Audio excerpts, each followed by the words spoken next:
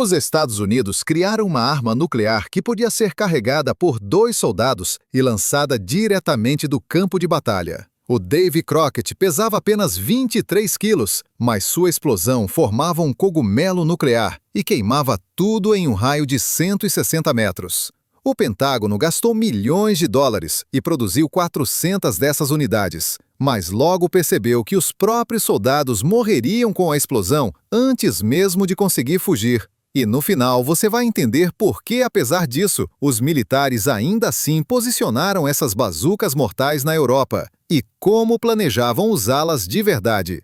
Meados da década de 50 do século XX, a Guerra Fria está no auge. A Europa está dividida em 2 blocos hostis por uma cortina de ferro. De um lado, a OTAN, liderada pelos Estados Unidos. Do outro, o Pacto de Varsóvia, sob o comando da União Soviética.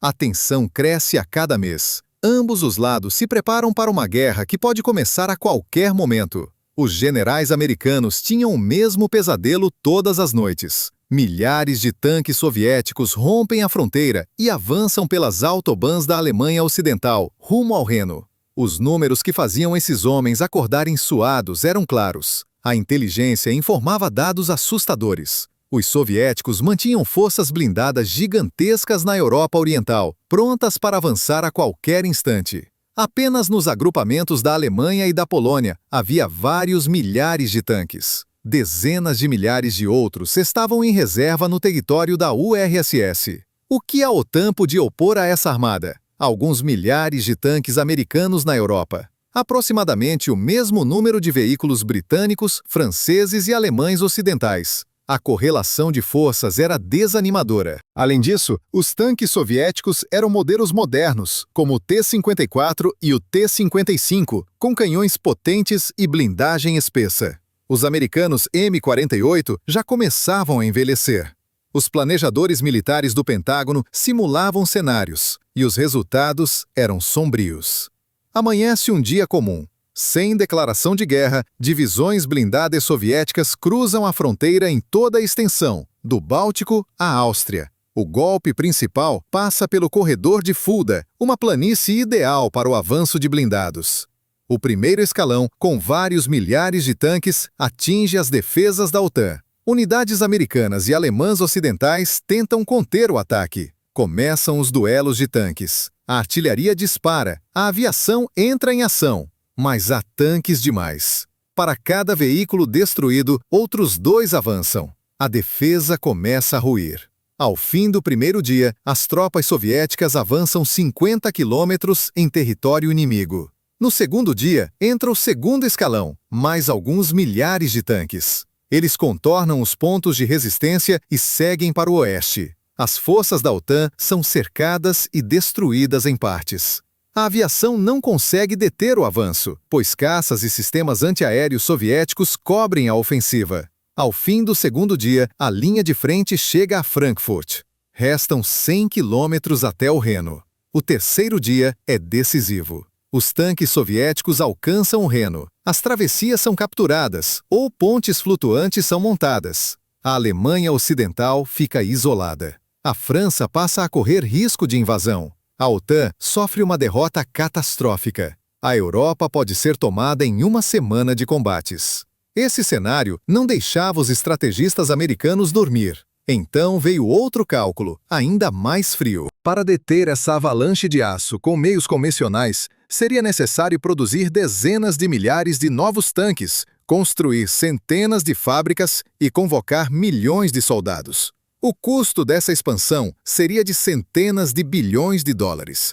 A economia americana não suportaria um esforço desses, nem mesmo com mobilização total. Era preciso uma solução revolucionária. Uma arma que desse vantagem enorme com forças mínimas. E foi aí que surgiu a ideia que parecia genial: armas nucleares. Elas já existiam na forma de bombas estratégicas para bombardeiros.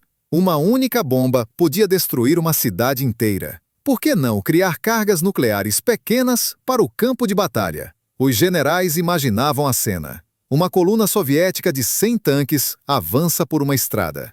A coluna se estende por 2 quilômetros. Os tanques seguem em formação fechada, com 50 metros de distância entre eles.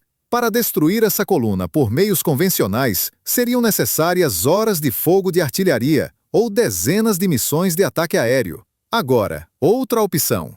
Um pelotão de infantaria ocupa uma posição a 3 quilômetros da estrada. Eles têm um Davy Crockett, um lançador nuclear portátil. O comandante define as coordenadas do alvo. A equipe carrega o projétil nuclear. Disparo. 20 segundos depois, a ogiva explode sobre o centro da coluna. Um cogumelo nuclear sobe ao céu. Um pulso poderoso de radiação de nêutrons atravessa a blindagem dos tanques. O mais aterrador, porém, não era visível. Tanques num raio de 100 metros simplesmente se vaporizam pelo calor e pela onda de choque. Em 300 metros, a blindagem racha, os cascos se deformam, os motores falham. A radiação de nêutrons atravessa o aço como se fosse papel. Todas as tripulações num raio de 400 metros recebem doses letais. Por fora, os tanques parecem intactos. Por dentro, só há mortos. Alguns morrem em 1 hora, outros em um dia, outros agonizam por 1 semana. Mas todos estão condenados. A coluna para. 100 tanques neutralizados por um único disparo, operado por 5 homens. Não é uma arma milagrosa? Não é a solução para a superioridade numérica soviética? Os economistas militares fizeram as contas rapidamente. Produzir um tanque custava cerca de $100 mil. Manter uma divisão blindada custava milhões por ano. Um carregamento nuclear compacto custava em torno de $250 mil. E um único desses projéteis substituía, em poder de combate, uma divisão inteira de tanques. A economia parecia colossal. Chegou até a surgir uma nova doutrina militar, chamada de retaliação maciça. A ideia era simples. A qualquer ofensiva em grande escala do inimigo, responder com o uso maciço de armas nucleares táticas. 1000 tanques avançam? 100 explosões nucleares. Um segundo escalão entra em combate? Mais 100 explosões. Quantos tanques suportariam isso? As perdas seriam tão monstruosas que nenhuma ofensiva sobreviveria. Mas havia um problema. As bombas nucleares estratégicas eram grandes e pesadas. Só bombardeiros como o B-52 podiam levá-las. Esses aviões eram vulneráveis a caças e defesas antiaéreas. Além disso, entre a decisão de atacar e o lançamento da bomba passavam-se horas. Nesse tempo, os tanques já estariam longe. Os projéteis nucleares de artilharia existiam, mas exigiam canhões gigantescos. O canhão atômico M65 pesava 80 toneladas e era transportado por 2 tratores especiais. Montado em posição levava horas. Camuflar era impossível. A aviação ou a artilharia soviética o destruiria antes do disparo. Era preciso algo completamente diferente. Uma arma compacta, móvel, que pudesse ser levada rapidamente a qualquer ponto da frente, que não exigisse equipamentos especiais nem grandes equipes, que pudesse ser usada por um simples pelotão de infantaria, uma granada nuclear, uma bazuca atômica, um tubo portátil de julgamento final para colunas de tanques. A ideia circulou por anos. Diferentes escritórios de projeto propunham soluções. Alguns sugeriam minas nucleares enterradas no caminho dos tanques. Outros trabalhavam em foguetes nucleares de curto alcance. Os mais ousados propuseram uma mochila nuclear, que um sabotador levaria ao território inimigo para explodir com um temporizador. Todos esses projetos tinham algo em comum. Eram complexos demais ou perigosos demais para as próprias tropas. A mina exigia saber exatamente por onde os tanques passariam. O foguete precisava de um lançador sofisticado. A mochila nuclear transformava o sabotador em um suicida, pois não havia como escapar da explosão. Em 1953, o Pentágono tomou a decisão final: iniciar um programa de desenvolvimento de uma arma nuclear portátil para a infantaria. O projeto recebeu o nome de Davy Crockett, em homenagem ao lendário pioneiro americano. Crockett era caçador, explorador, congressista e defensor do Forte Álamo, onde morreu lutando contra o exército mexicano em 1836. O simbolismo era óbvio. Davy Crockett defendia a fronteira da civilização contra os bárbaros. A nova arma, batizada com seu nome, deveria proteger as fronteiras do mundo livre contra a ameaça comunista. Além disso, Crockett era um herói popular, um homem comum. Da mesma forma, a nova arma destinava-se a soldados comuns da infantaria, não a unidades de elite. O Exército formulou requisitos técnicos claros: criar um projétil nuclear com peso máximo de 30 quilos, potência entre 10 e 20 toneladas de TNT, sistema de lançamento baseado em um canhão sem recuo, operado por 2 ou 3 homens. Alcance entre 2 e 4 quilômetros. Tempo de preparação inferior a 5 minutos. O custo de produção de um conjunto não deveria exceder o custo de um tanque. E foi aí que surgiu o problema que parecia insolúvel: como criar uma bomba nuclear do tamanho de uma melancia? Naquele momento, a bomba nuclear mais compacta existente pesava mais de 1 tonelada. A bomba lançada sobre Hiroshima pesava 4,5 toneladas. Mesmo as ogivas táticas para artilharia pesavam centenas de quilos. Aqui, porém, era preciso encaixar uma carga nuclear em um cilindro de 30 centímetros de diâmetro, com peso máximo de 25 quilos. A tarefa foi entregue ao Laboratório Nacional de Los Alamos, no Novo México, o mesmo lugar onde, nos anos 40, haviam sido criadas as primeiras bombas atômicas para Hiroshima e Nagasaki.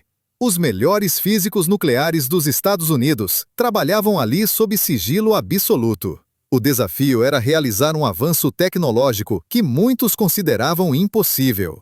O principal obstáculo era a chamada massa crítica. Para que o plutônio começasse a se dividir e ocorresse uma explosão nuclear, é necessária uma quantidade específica de material reunida em um único ponto. Abaixo da massa crítica, a reação simplesmente não acontece. Acima dela, a bomba se torna pesada e volumosa demais. Os físicos precisavam encontrar um equilíbrio preciso. A solução veio com o aperfeiçoamento do método de implosão. Ao redor de um pequeno núcleo de plutônio, colocava-se um explosivo especial de novo tipo. No momento da detonação, esse explosivo comprimia o plutônio simultaneamente de todos os lados, com uma força colossal. A pressão era tão grande que a densidade do plutônio aumentava várias vezes. Ao atingir a densidade crítica, iniciava-se a reação em cadeia. Explosão. A chave do sucesso foram os novos explosivos plásticos. Eles permitiam modelagem com precisão de frações de milímetro.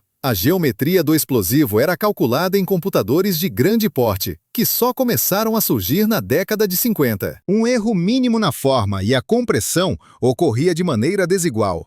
Nesse caso, em vez de uma explosão nuclear, ocorria apenas a dispersão de material radioativo. Foram 3 anos de cálculos e experimentos.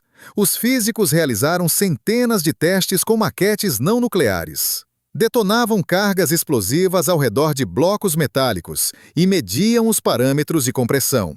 Construíam modelos matemáticos em computadores do tamanho de uma sala. Testavam diferentes configurações e materiais. Em 1956, o primeiro protótipo ficou pronto. A carga recebeu a designação W54. Pesava exatamente 23 quilos. Tinha 20 centímetros de diâmetro e cerca de 30 centímetros de comprimento. Seu formato lembrava uma lata grossa de conservas. A potência podia ser ajustada entre 10 e 20 toneladas de TNT. Para efeito de comparação, isso era 2.000 vezes menos potente que a bomba de Hiroshima, mas 20 vezes mais forte que a maior bomba convencional da época. Um único desses dispositivos podia destruir um quarteirão inteiro ou um batalhão de tanques em movimento. E ainda assim, podia ser carregado à mão, como um saco de cimento. Agora era preciso transformar essa carga em um projétil e criar um meio de lançamento. Os engenheiros desenvolveram a munição M388. O núcleo nuclear foi colocado em um corpo cilíndrico de alumínio. Acrescentaram eletrônica, temporizador de detonação, seletor de altura de explosão e sistemas de segurança. Na parte traseira, instalaram 4 estabilizadores, como os de uma bomba aérea. O peso total subiu para 34,5 kg, com cerca de 80 centímetros de comprimento. No corpo do projétil ficavam os controles. O seletor de altura tinha 2 posições, 2 metros ou 12 metros acima do solo. O temporizador podia ser ajustado de 1 a 50 segundos, o tempo entre o disparo e a explosão. Se ajustado curto demais, o projétil explodia no ar antes de atingir o alvo. Se longo demais, caía no chão antes de detonar. Dois sistemas de segurança protegiam contra uma explosão acidental. Foi então que surgiu um problema inesperado. O projétil era frágil demais para a artilharia convencional. As sobrecargas no disparo de um canhão raiado chegavam a dezenas de milhares de G. A eletrônica interna simplesmente se destruía. O núcleo de plutônio podia se deformar. O explosivo podia rachar. Era necessário um método de lançamento com aceleração mínima. A solução foi o canhão sem recuo. O princípio era simples. Em um canhão comum, a energia dos gases empurra o projétil para frente e o canhão para trás. Por isso, a arma precisa ser pesada e robusta. No canhão sem recuo, há um grande bocal na parte traseira. No disparo, os gases saem simultaneamente para frente e para trás, compensando as forças. O recuo é quase nulo. Graças a isso, o canhão podia ser leve, feito de metal fino. As sobrecargas no disparo eram cerca de 10 vezes menores que as de um canhão convencional. O projétil saía de forma suave, sem acelerações destrutivas. Era a solução ideal para um artefato nuclear frágil. Foram criados dois lançadores. O modelo leve M28 de 120 mm. O cano tinha 1,5 m de comprimento e o conjunto pesava 84 kg com um tripé de alumínio. O alcance chegava a 2 km.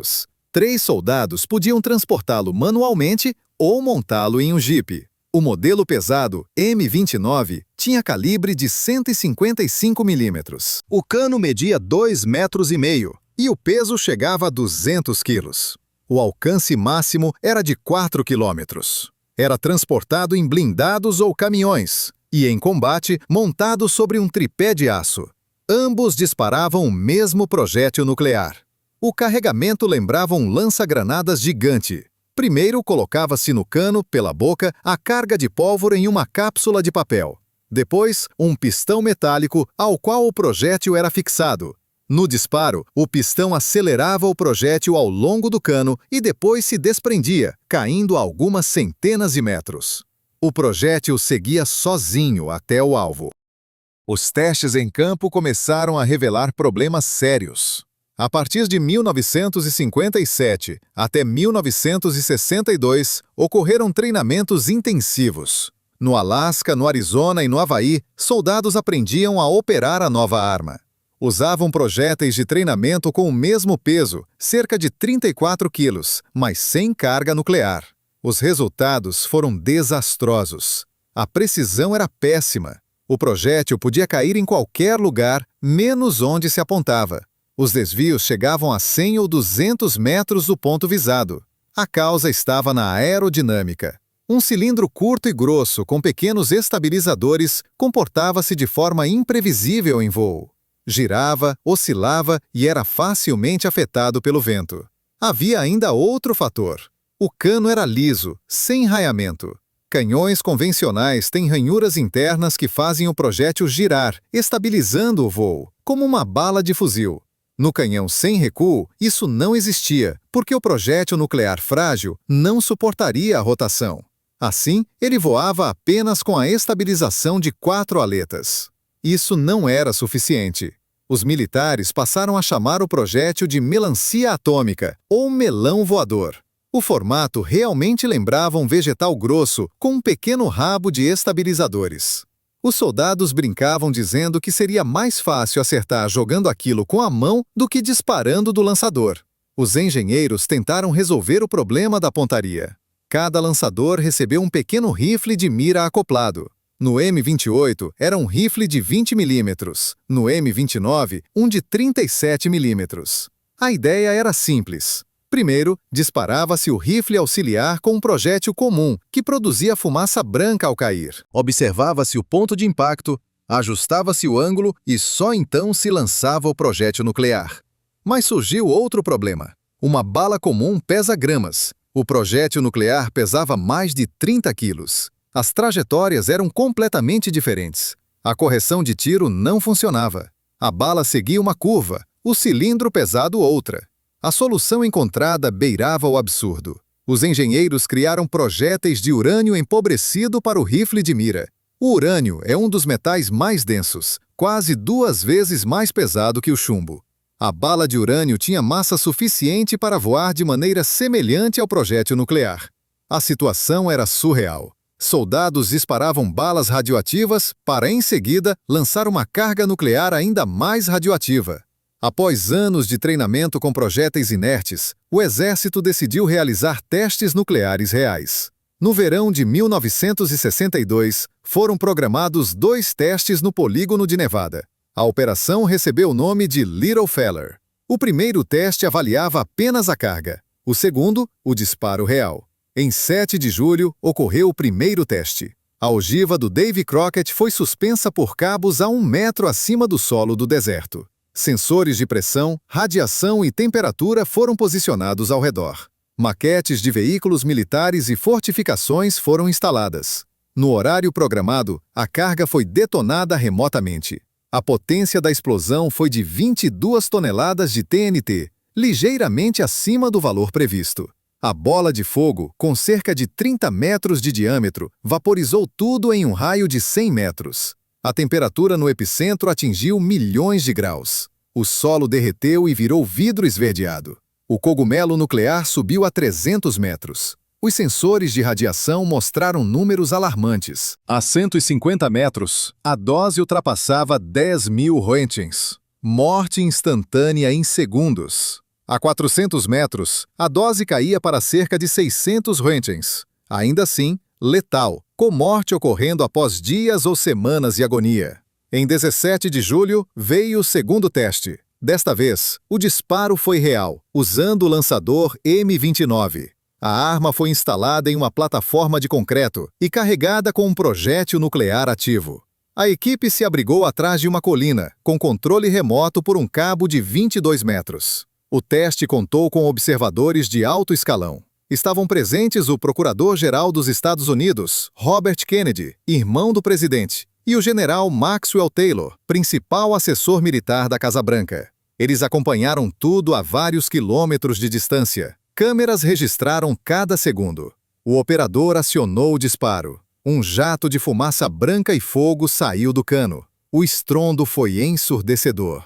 Na parte traseira, os gases incandescentes queimaram uma faixa de 30 metros. O projétil saiu a cerca de 160 km por hora, deixando um rastro de fumaça. 20 segundos de voo. Aproximadamente 2,5 km de distância. O projétil explodiu a 6 metros acima do solo. Primeiro, um clarão mais intenso que 1000 sóis. Depois, uma bola de fogo de 50 metros de diâmetro. A temperatura interna chegou a 1 milhão de graus. Tudo se vaporizou instantaneamente. O cogumelo nuclear subiu a 500 metros. A onda de choque destruiu todas as maquetes num raio de 300 metros. O som chegou aos observadores segundos depois, como um trovão contínuo. O solo tremeu. Os sensores registraram uma sobrepressão de 30 atmosferas no epicentro, suficiente para esmagar qualquer construção. Mas o verdadeiro horror era invisível.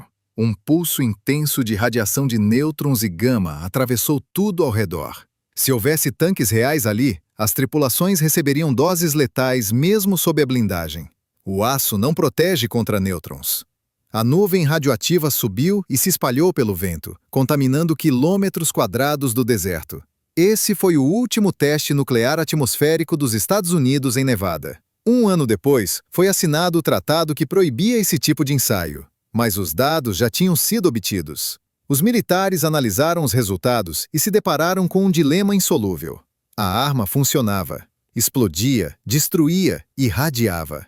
O raio de morte instantânea era de 160 metros. A zona de irradiação letal chegava a 400 metros. Tripulações de tanques morriam por nêutrons mesmo dentro da blindagem. Mas o alcance do lançador leve era de apenas 2 quilômetros. Se o vento soprasse na direção da equipe, a nuvem radioativa alcançaria os próprios soldados antes que conseguissem escapar. O lançador pesado, com alcance de 4 quilômetros, era mais seguro, mas o risco permanecia enorme. Analistas do Exército elaboraram tabelas de sobrevivência. Disparar com o vento a favor e buscar abrigo imediato atrás de uma elevação dava 80% de chance de sobrevivência. Com o vento contrário, apenas 20%. Sem abrigo, praticamente nenhuma chance. Médicos militares emitiram instruções, mas todos sabiam. Tratava-se de uma arma suicida para quem a operava. Apesar de todos os problemas identificados, o Pentágono decidiu iniciar a produção em massa e o desdobramento do sistema. A lógica da Guerra Fria seguia regras próprias. A ameaça dos tanques soviéticos parecia tão real que qualquer arma era considerada melhor do que nenhuma, mesmo que essa arma matasse seus próprios soldados junto com o inimigo. De 1958 até 1963, fábricas americanas produziram lançadores em série. A planta de Rock Island, no estado de Illinois, fabricava canos, tripés e mecanismos. No total, foram construídas 2.100 unidades dos dois modelos. As versões leves M28 foram produzidas em maior número, por serem mais simples e baratas. As M29, mais pesadas, foram feitas em menor quantidade, mas consideradas a variante principal. Em paralelo, sob sigilo extremo, ocorreu a produção das ogivas nucleares. O plutônio era produzido em Hanford, um enorme complexo nuclear no estado de Washington. Lá funcionavam reatores que geravam plutônio 239 de grau militar. O processo era lento e caríssimo. Cada grama de plutônio valia como ouro. A montagem final das cargas acontecia em Los Alamos e em outros locais secretos. Cada projétil passava por dezenas de verificações. Qualquer defeito poderia resultar em falha ou em detonação prematura. No total, foram fabricados exatamente 400 projéteis nucleares M388. A produção não foi ampliada por razões de custo e segurança. O desdobramento nas tropas trouxe novos paradoxos. Em 1961, os primeiros Davy Crockett chegaram à Alemanha Ocidental. Foram distribuídos a batalhões de infantaria e unidades mecanizadas posicionadas ao longo da fronteira com a Alemanha Oriental. A prioridade era o setor do Corredor de Fulda. O Corredor de Fulda é uma região de terreno baixo entre a cidade de Fulda e a fronteira oriental, com cerca de 90 quilômetros de largura. Um local ideal para um avanço blindado. Terreno relativamente plano, boas estradas e poucos obstáculos naturais. Os generais americanos tinham certeza absoluta de que, em caso de guerra, os tanques soviéticos avançariam por ali. Por isso, concentraram forças máximas na região. A 3ª Divisão Blindada do Exército dos Estados Unidos, unidades do Bundeswehr da Alemanha Ocidental, brigadas blindadas britânicas e, naturalmente, os Davy Crockett. Cada batalhão recebeu 4 lançadores, normalmente 2 M28 e 2 M29. As versões leves eram montadas em jipes M38 ou M151. Um jipe com uma bazuca nuclear no teto parecia algo irreal. Um veículo de 1,5 toneladas transportava uma arma capaz de destruir um batalhão inteiro. As versões pesadas eram levadas em transportes blindados M113. Em combate, eram desmontadas e instaladas em tripés separados. A quantidade de munição era mínima, 2 ou 3 projéteis nucleares por batalhão, no máximo. Eles ficavam armazenados em bunkers especiais, sob guarda da polícia militar e de serviços de segurança. O acesso era restrito a oficiais com autorização especial. O processo de liberação envolvia horas de verificações, códigos e escoltas. Os treinamentos eram constantes. Toda semana, as equipes praticavam desdobramento, pontaria e simulação de disparo. Usavam projéteis inertes em campos de treinamento na Baviera. O comando exigia que o tempo entre o alarme e a prontidão para o disparo não ultrapassasse 10 minutos. O exercício típico começava à noite. Uma sirene soava repentinamente no quartel. Os soldados corriam para os veículos. A equipe do Davy Crockett recebia as coordenadas da posição de tiro. O jipe partia por estradas secundárias até a área designada. No local, o tripé era montado rapidamente. O lançador era retirado do jipe e instalado. O comandante recebia as coordenadas do alvo por rádio. O apontador ajustava a elevação e a direção. O auxiliar preparava o rifle de pontaria. Tudo era feito com rapidez cronometrada. Mas o momento mais sensível vinha no briefing doutrinário. Aos soldados era explicado que o Davy Crockett era uma arma de última instância. Seu uso significava que a defesa convencional havia falhado e que os tanques soviéticos estavam avançando sem controle. A missão não era deter toda a ofensiva, mas atrasá-la por 48 horas. As explosões nucleares criariam zonas contaminadas em estradas e travessias-chave. Os tanques não poderiam atravessar áreas irradiadas. Seriam forçados a desviar, reduzindo a velocidade do avanço. Nesse intervalo, reforços da OTAN seriam mobilizados e novas linhas defensivas organizadas. As equipes recebiam instruções precisas: não atirar diretamente nos tanques, mas em estradas, pontes e cruzamentos. O objetivo não era destruir veículos, mas criar barreiras intransponíveis. Um único disparo podia bloquear uma rota por vários dias. A radiação seria letal mesmo para tripulações dentro de blindados fechados. A direção do vento era crítica. Antes do disparo, era obrigatório verificar para onde o vento soprava, usando fumaça ou bandeirolas. Só era permitido atirar se o vento levasse a nuvem radioativa para longe da equipe. Caso contrário, o disparo deveria ser cancelado e a posição abandonada. Após o disparo, o procedimento era rígido. Deitar-se imediatamente atrás de qualquer cobertura, rosto voltado para o chão, olhos fechados e boca aberta. Contar até 15, o tempo necessário para a passagem da onda de choque. Em seguida, embarcar no veículo e fugir em alta velocidade, perpendicularmente à direção do vento. Entre os próprios soldados, o sentimento era ambíguo. De um lado, poder de fogo absoluto nas mãos de um pequeno grupo. Do outro, a certeza de que o uso real da arma equivaleria a uma sentença de morte. O humor negro ajudava a lidar com isso. Dizia-se que o Davy Crockett era uma arma que matava todos, exceto o inimigo. Ou que cada equipe recebia 2 projéteis, um para o adversário e outro para si mesma. Havia também preocupações sérias. Oficiais subalternos questionavam a lógica de permitir que comandantes de batalhão decidissem sobre o uso de armas nucleares. Na prática, um oficial de patente média poderia iniciar uma escalada nuclear sem autorização presidencial, em meio ao caos de um ataque surpresa. Em 1963, uma visita mudou o destino do programa. O presidente John Kennedy inspecionava tropas na Alemanha Ocidental quando lhe foi apresentado o Davy Crockett. Após ouvir as explicações técnicas, Kennedy perguntou quem tomava a decisão de uso.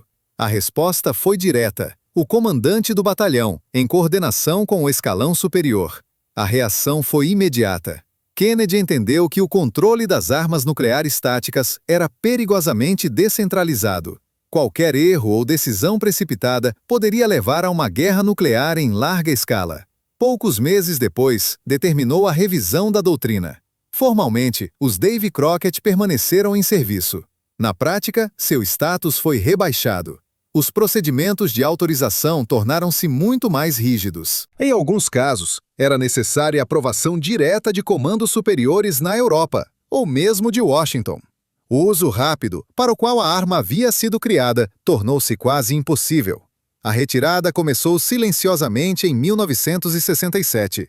As ogivas nucleares foram removidas da Europa. Os lançadores permaneceram por pouco tempo e foram definitivamente retirados em 1971. As 400 ogivas foram desmontadas para a recuperação do plutônio.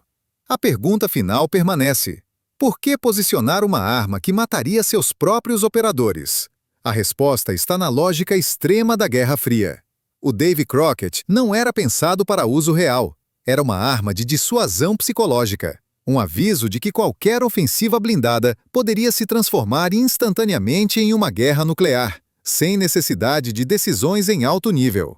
A simples existência dessas armas alterava os cálculos do adversário. Os tanques soviéticos nunca avançaram pelo corredor de Fulda. A Terceira Guerra Mundial não começou. Nesse sentido, o Davy Crockett cumpriu sua função sem jamais ser usado em combate. Hoje, essa história soa absurda. Bazucas nucleares nas mãos da infantaria parecem insanas. Mas naquele momento, quando o mundo vivia à beira de um colapso nuclear, isso parecia uma solução racional. O Davy Crockett ficou como símbolo de uma época em que o medo levava à criação das armas mais perigosas já imaginadas.